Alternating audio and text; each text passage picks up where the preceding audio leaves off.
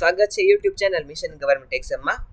આજે હું તમારી સામે લઈને આવું છું મોડલ પ્રશ્નપત્ર નંબર 8. જે વિદ્યાર્થી મિત્રો ટાટ અને ટેટની પરીક્ષાની તૈયારી કરી રહ્યા છે તેમના માટે ખાસ. શરૂ કરીએ આજનો પ્રશ્નપત્ર. આજનો પ્રથમ વિભાગ શિક્ષક અભિયોગ્યતા અને મનોવિજ્ઞાન. પ્રશ્ન નંબર 1. ક્ષેત્ર સિદ્ધાંત અધ્યયનના સંદર્ભમાં કયા મનોવૈજ્ઞાનિકે આપેલો હતો? જવાબ છે ઓપ્શન બી, કુર્ટ લેવિન. તેમણે વ્યક્તિ અને તેના પર્યાવરણ વચ્ચેના આંતર સંબંધોને સમજાવવા ફિલ્ડ થિયરી આપેલી હતી. પ્રશ્ન નંબર 2. પિયાજેના બોધાત્મક વિકાસના સિદ્ધાંતમાં પરિકલ્પનાત્મક તર્ક કયા તબક્કાની લાક્ષણિકતા છે? જવાબ છે ઓપ્શન ડી, અમૂર્ત ક્રિયાત્મક. 11 વર્ષથી ઉપરના બાળકોમાં તાર્કિક અને વૈજ્ઞાનિક વિચારસરણી વિકસે છે. પ્રશ્ન નંબર 3. અધ્યયન સંક્રમણનો સામાન્યકીકરણનો સિદ્ધાંત કોણે પ્રતિપાદિત કર્યો હતો? જવાબ છે ઓપ્શન એ, CH જડ. સામાન્યકીકરણ એટલે એક પરિસ્થિતિમાં શીખેલું જ્ઞાન બીજી સમાન પરિસ્થિતિમાં વાપરવું. પ્રશ્ન નંબર 4. NEP 2020 મુજબ પરખ સંસ્થાનો મુખ્ય ઉદ્દેશ્ય શું છે? જવાબ છે ઓપ્શન સી, વિદ્યાર્થીઓનું મૂલ્યાંકન અને પ્રદર્શન વિશ્લેષણ. પરખ એ મૂલ્યાંકન માટેનું રાષ્ટ્રીય કેન્દ્ર છે. પ્રશ્ન નંબર 5. બુદ્ધિનો બહુપરિમાણીય સિદ્ધાંત ગિલફોર્ડે આપ્યો, તેમાં કુલ કેટલા કોષો છે? જવાબ છે ઓપ્શન સી, 180. ગિલફોર્ડના મોડેલમાં શરૂઆતમાં 120, પછી 150 અને હાલમાં 180 કોષો સ્વીકૃત છે. પ્રશ્ન નંબર 6. એપિસ્ટોમોલોજી એ તત્વજ્ઞાનની કઈ શાખા છે? જવાબ છે ઓપ્શન એ, જ્ઞાન મીમાંસા. જ્ઞાનની પ્રકૃતિ, સ્ત્રોત અને મર્યાદાનો અભ્યાસ એટલે એપિસ્ટોમોલોજી. પ્રશ્ન નંબર 7. બુદ્ધિ એ ભિન્ન ભિન્ન ભાગોને જોડવાની શક્તિ છે, આ વ્યાખ્યા કોણે આપી? જવાબ છે ઓપ્શન એ, એબિંગોસે. તેમણે સ્મૃતિ અને બુદ્ધિના જોડાણ પર ભાર મૂકેલો હતો. પ્રશ્ન નંબર 8. મનોવિજ્ઞાનમાં વર્તનવાદના પિતા તરીકે કોણ ઓળખાય છે? જવાબ છે ઓપ્શન બી, JB વોટસન. તેમણે મનોવિજ્ઞાનને વર્તનનું વિજ્ઞાન કહ્યું હતું. પ્રશ્ન નંબર 9. ડેલના અનુભવ શંકુમાં સૌથી પ્રભાવશાળી અધ્યયન કયું છે? જવાબ છે ઓપ્શન એ, પ્રત્યક્ષ અનુભવ. ડેલના મતે બાળક જાતે કરીને સૌથી વધુ શીખે છે. પ્રશ્ન નંબર 10. માઇક્રો ટીચિંગમાં પુનઃ શિક્ષણનો સમયગાળો કેટલો હોય છે? જવાબ છે option B, 12 minute. Micro teaching ચક્રમાં પાઠ આયોજન 12 મિનિટ માટે, શિક્ષણ 6 મિનિટ માટે, પ્રતિપોષણ 6 મિનિટ, પુનઃ આયોજન 12 મિનિટ, પુનઃ શિક્ષણ 6 મિનિટ અને પુનઃ પ્રતિપોષણ 6, એમ કુલ 36 મિનિટ હોય છે. પ્રશ્ન નંબર 11. અંતર્મુખ અને બહિર્મુખ વ્યક્તિત્વનું વર્ગીકરણ કયા મનોવૈજ્ઞાનિકે આપ્યું હતું? જવાબ છે ઓપ્શન સી, કાર્લ યુગ. તેમણે સામાજિક આંતરક્રિયાના આધારે આ વર્ગીકરણ કરેલું હતું. પ્રશ્ન નંબર 12. બાળકો માટે ઇન્દ્રિય પ્રશિક્ષણ પર સૌથી વધુ ભાર કોણે મૂક્યો હતો? જવાબ છે ઓપ્શન એ, મારિયા મોન્ટેસરી.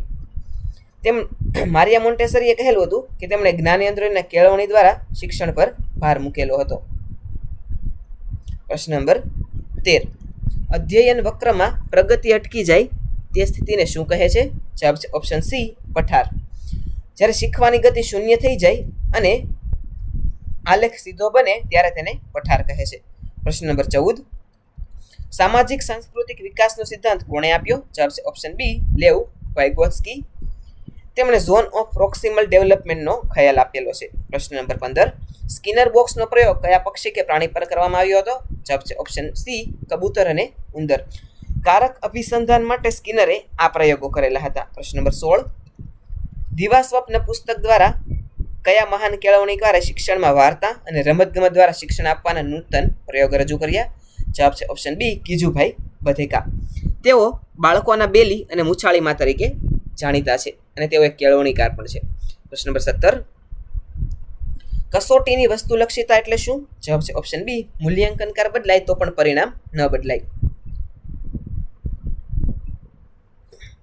પરીક્ષકની વ્યક્તિગત માન્યતાની અસર ન થાય તેને વસ્તુલક્ષિતા કહે છે. પ્રશ્ન નંબર 18. ચિંતનાત્મક શિક્ષણનું મુખ્ય સોપાન કયું છે? જવાબ છે ઓપ્શન બી, સ્વમૂલ્યાંકન અને ટીકાત્મક વિચાર. શિક્ષક પોતાના જ કાર્યનું વિશ્લેષણ કરે તે મુખ્ય છે. પ્રશ્ન નંબર 19. પ્રજ્ઞા અભિગમમાં કયા ધોરણના બાળકોનો સમાવેશ થાય છે? જવાબ છે ઓપ્શન એ, ધોરણ 1 અને 2. પ્રવૃત્તિ દ્વારા જ્ઞાન અભિગમ પ્રાથમિકના શરૂઆતના વર્ષો માટે હોય છે, ધોરણ 1 અને 2 માટે. પ્રશ્ન નંબર 20. વ્યક્તિના મનોવલણો માપવા માટે થર્સ્ટન સ્કેલમાં કેટલા વિધાનોનો ઉપયોગ થાય છે? જવાબ છે ઓપ્શન સી, 11. થર્સ્ટન સ્કેલ મનોવલણ માપવા માટેની પદ્ધતિ છે. પ્રશ્ન નંબર 21. બુદ્ધિઆંક શોધવાનું સૂત્ર કોણે આપ્યું હતું? જવાબ છે ઓપ્શન બી ટર્મન. વિલિયમ સ્ટનરને સૌપ્રથમ આઈક્યુનું સૂત્ર આપ્યું હતું અને ટર્મન દ્વારા તેમાં સુધારો કરાયેલો હતો. પ્રશ્ન નંબર 22, રોરશાની શાહીના ડાઘાની કસોટીમાં કુલ કેટલા કાર્ડ્સ હોય છે? જવાબ છે ઓપ્શન બી 10. હરમન રોશાએ વ્યક્તિ માપન માટે 10 કાર્ડ તૈયાર કરેલા હતા. પ્રશ્ન નંબર 23, ક્રિયાત્મક સંશોધન શબ્દનો પ્રયોગ સૌપ્રથમ કોણે કરેલો હતો? જવાબ છે ઓપ્શન બી કર્ટ લેવિન. શબ્દનો પ્રયોગ લેવિને કર્યો, પણ શિક્ષણમાં તેનો અમલ સ્ટીફન કોરોએ કરેલો હતો. પ્રશ્ન નંબર 24, સ્વવાસ્તવિકરણની જરૂરિયાત માસ્લોના પિરામિડમાં કયા ક્રમે છે?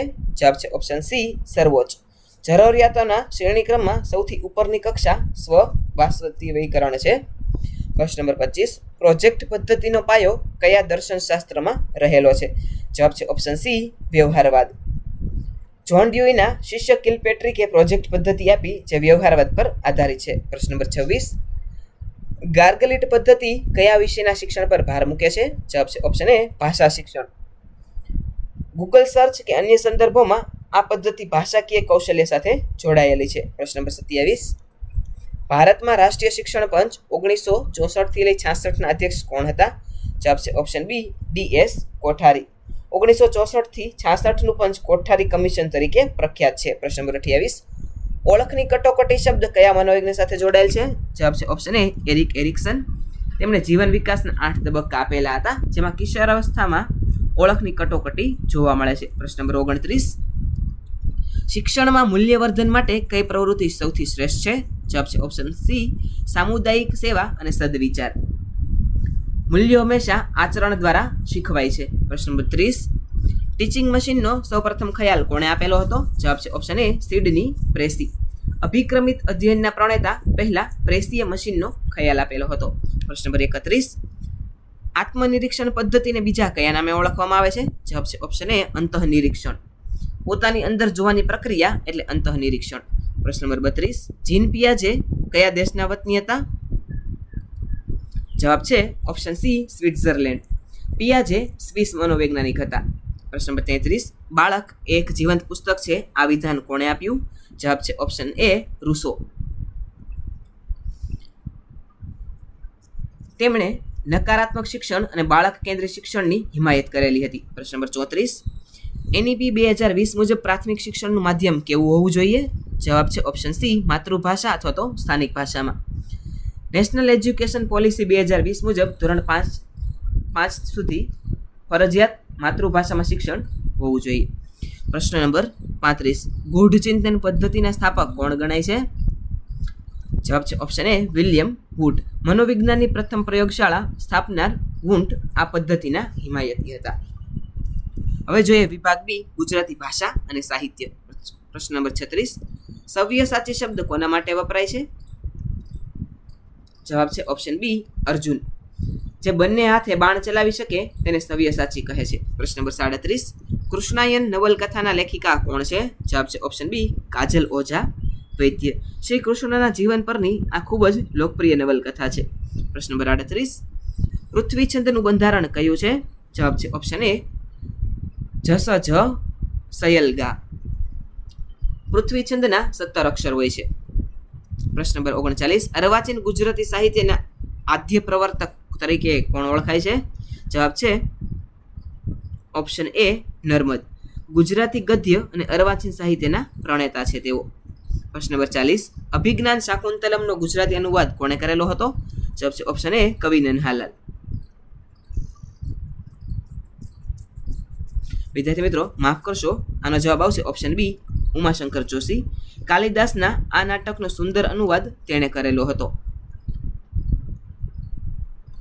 પ્રશ્ન નંબર 41, દિગંત શબ્દની સાચી સંધિ ઓળખાવો.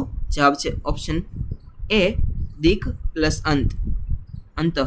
વ્યંજન સંધિનો નિયમ કનો ગ થાય છે. પ્રશ્ન નંબર 42, નિરાધારી શબ્દનો સમાસ જણાવો. જવાબ છે ઓપ્શન સી બહુવ્રીહી.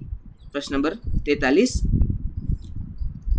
જેનો કોઈ શત્રુ નથી તે શબ્દ સમૂહ માટે એક શબ્દ આપો. જવાબ છે ઓપ્શન બી અજાત શત્રુ. પ્રશ્ન નંબર 44, નિપાત ઓળખાવો. તમે પણ મારી સાથે આવજો. જવાબ આવશે ઓપ્શન બી પણ જે વાક્યમાં ભારને દર્શાવે છે. પ્રશ્ન નંબર 45 ગંગા સતીના ગુરુ કોણ હતા? જવાબ છે ઓપ્શન એ પાનબાઈ.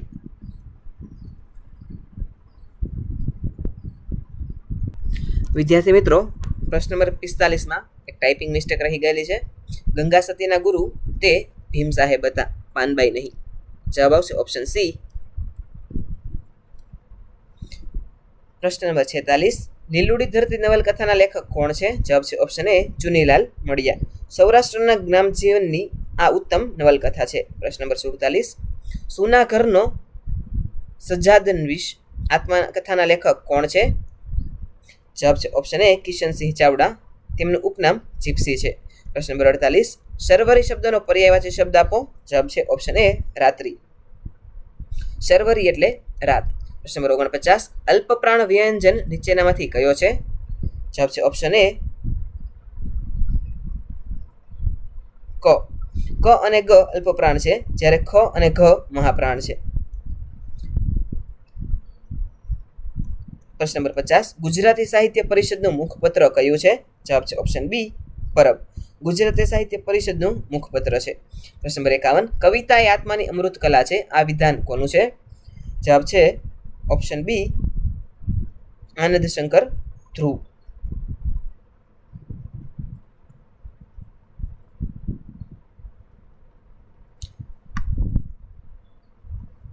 પ્રશ્ન નંબર 52 સાત પગલા આકાશમાં નવલકથા કોની છે?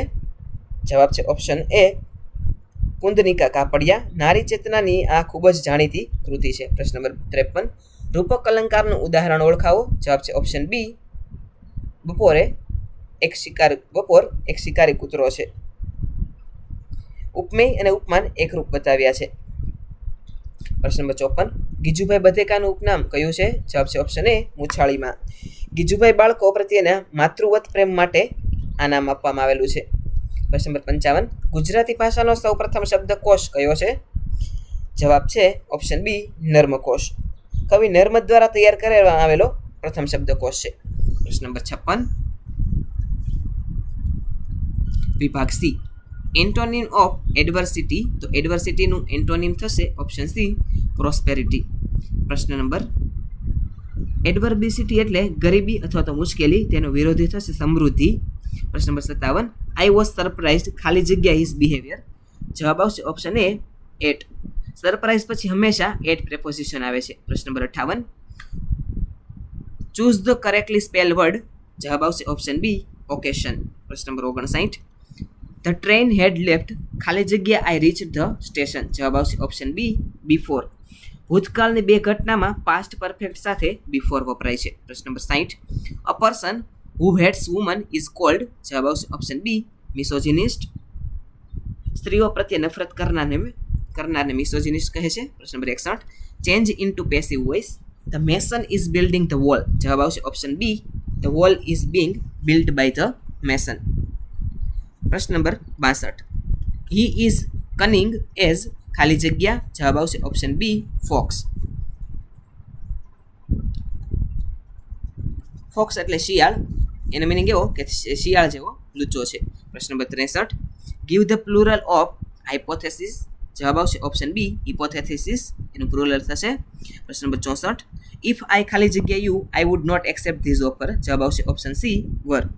કાલ્પનિક વાક્યમાં આઈ સાથે વર આવે છે. પ્રશ્ન number 65 I have been reading ખાલી જગ્યા 3 hours. જવાબ આવશે ઓપ્શન એ 4. સમયગાળો દર્શાવવા 4 વપરાય છે. પ્રશ્ન number 66 neither the teacher nor the student ખાલી જગ્યા પ્રેઝન્ટ. જવાબ આવશે વર. નાઇધર અને નોર માં બીજા કર્તા મુજબ ક્રિયાપદ આવે. પ્રશ્ન number 67 choose the correct phrase verb the fireman ખાલી જગ્યા ધ ફાયર. જવાબ આવશે option B put out. Put out એટલે આગ ઓલવવી. પ્રશ્ન નંબર 68 હી ડાઇડ ખાલી જગ્યા કોલેરા. જવાબ આવશે ઓપ્શન બી ઓફ. રોગથી મૃત્યુ પામવા માટે ડાઇડ ઓફ વપરાય છે. પ્રશ્ન number 69 this is the car ખાલી જગ્યા કલર ઇઝ વ્હાઇટ. જવાબ આવશે ઓપ્શન સી હુસ. માલિકી દર્શાવવા માટે જેનો રંગ સફેદ છે હુઝ ઉપયોગી છે. પ્રશ્ન નંબર 70 ઓનેસ્ટી ઇઝ ખાલી જગ્યા બેસ્ટ પોલિસી. જવાબ આવશે સી ધ. સુપરલેટિવ ડિગ્રીની આગળ ધ લાગે છે. પ્રશ્ન નંબર 71 સિનોનિમ ઓફ ફ્રેજાઇલ જવાબ આવશે ઓપ્શન બી ડેલિકેટ. ફ્રેજાઇલ એટલે નાજુક, કાચ જેવું. પ્રશ્ન number 72 hardly had I reach the station ખાલી જગ્યા ધ ટ્રેન લેફ્ટ જવાબ આવશે ઓપ્શન એ વેન. હાર્ડલી સાથે હંમેશા વેનની જોડી આવે છે. પ્રશ્ન નંબર 73 બ્રીડ એન્ડ બટર ખાલી જગ્યા માય ફેવરિટ બ્રેકફાસ્ટ જવાબ આવશે option A is. Bread and butter is my favourite breakfast. પ્રશ્ન number 74 he is too weak ખાલી જગ્યા વોક જવાબ આવશે ટુ. TOO એડજેક્ટિવ +2 એટલે V1 ની રચના થશે. પ્રશ્ન નંબર 75 ફેમિની ઓફ વિઝાર્ડ જવાબ આવશે ઓપ્શન એ વીજ. જાદુગરનું સ્ત્રીલિંગ ડાકણ અથવા જાદુગરણી. હવે જોઈએ વિભાગ ડી સામાન્ય જ્ઞાન અને વર્તમાન પ્રવાહો. બુલેટ ટ્રેન પ્રોજેક્ટ ભારત અને કયા દેશના સહયોગથી બની રહ્યો છે જવાબ આવશે option B Japan. Mumbai Ahmedabad bullet train Japan ટેકનોલોજીથી બને છે. પ્રશ્ન નંબર 77 તાજેતરમાં ભારતના કયા શહેરને યુનેસ્કો વર્લ્ડ હેરિટેજ સિટીનો દરજ્જો મળ્યો જવાબ આવશે ઓપ્શન એ અમદાવાદ. 2017માં યુનેસ્કો દ્વારા ભારતનું પ્રથમ વર્લ્ડ હેરિટેજ સિટી જાહેર કરવામાં આવ્યું. પ્રશ્ન નંબર 78 ગુજરાતમાં ન્યાય જોવો હોય તો મલાવ તળાવ જુઓ આ કયા શહેરમાં આવેલું છે જવાબ આવશે ઓપ્શન એ ધોળકા જે મિનળ દેવીએ બંધાવેલું છે.